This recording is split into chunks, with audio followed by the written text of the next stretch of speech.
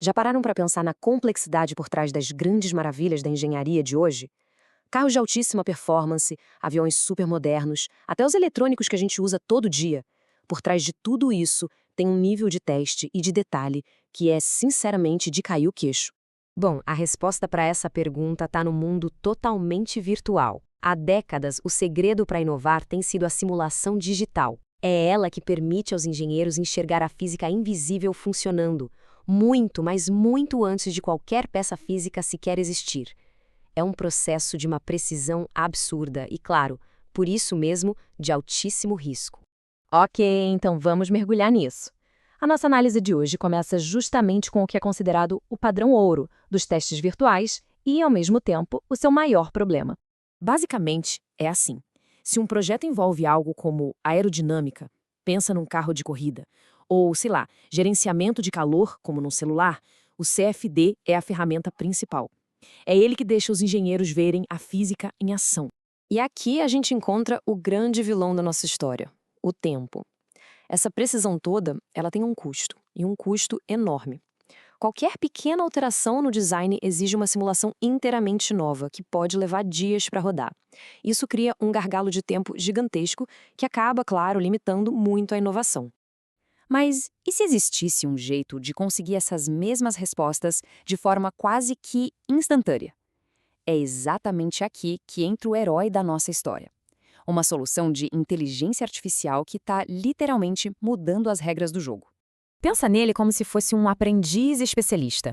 Depois de estudar milhares e milhares de exemplos do passado, ele se torna capaz de estimar novas respostas na hora, sabe? E com uma precisão que é impressionante. Olha só que interessante essa comparação. De um lado, a gente tem o mestre, que é a simulação CFD completa. Lenta, mas fisicamente exata.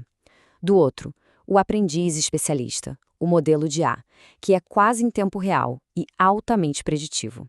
A mudança é simplesmente dramática. As equipes passam de explorar algumas poucas ideias para explorar milhares de possibilidades. Tá, mas como é que esse aprendiz especialista é treinado afinal? O processo é bem mais direto do que parece e isso ajuda a desmistificar um pouco daquela complexidade toda que a gente imagina da IA.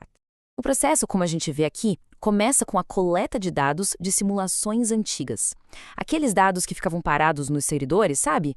Eles são estruturados, padronizados e aí sim são usados para alimentar os algoritmos de machine learning. No fim, o modelo treinado vira um aplicativo super simples de usar. É transformar um arquivo morto em previsão em tempo real. E aqui vem o ponto crucial. A tecnologia está se democratizando. Não é mais preciso ser um expert em IA para construir e usar esses modelos. Isso coloca o poder de volta nas mãos de quem realmente projeta os produtos.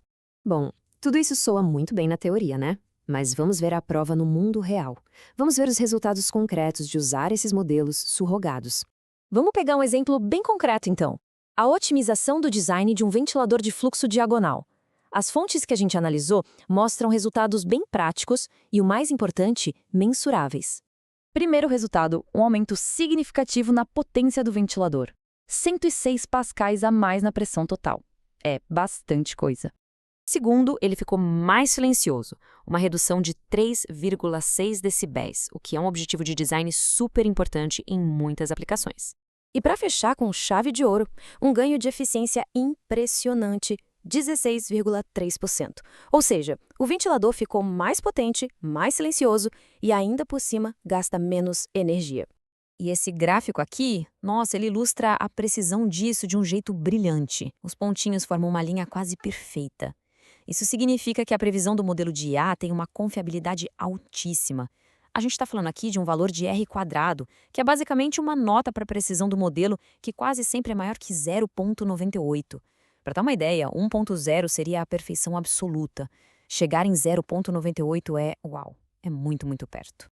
Agora, vamos dar um passo para trás e olhar o quadro geral. Discutir o impacto mais amplo e o que essa tecnologia realmente significa para o futuro da inovação. O que a gente está vendo aqui é uma mudança fundamental no processo de design em si. Não é só sobre ser mais rápido, é sobre dar poder para a criatividade e melhorar a qualidade final do produto. E produtos melhores significam, na prática, carros mais seguros, aviões mais econômicos ou celulares com baterias que duram muito mais. Esse exemplo é perfeito para tornar a coisa toda mais real. A capacidade de esculpir uma forma, escanear e ver o resultado aerodinâmico em minutos, em vez de esperar dias, isso não é só uma melhoria.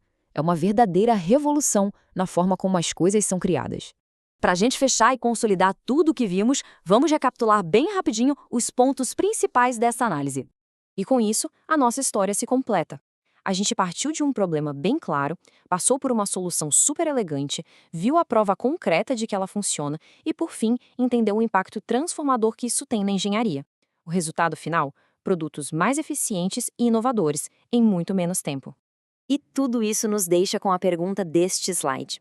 Se quem projeta as coisas pode testar não uma, mas milhares de ideias, o que será que eles vão construir em seguida? Quando as barreiras de tempo e de custo simplesmente desaparecem, o potencial para inovação se torna quase infinito. A verdadeira questão que fica é: qual será o próximo grande salto da engenharia?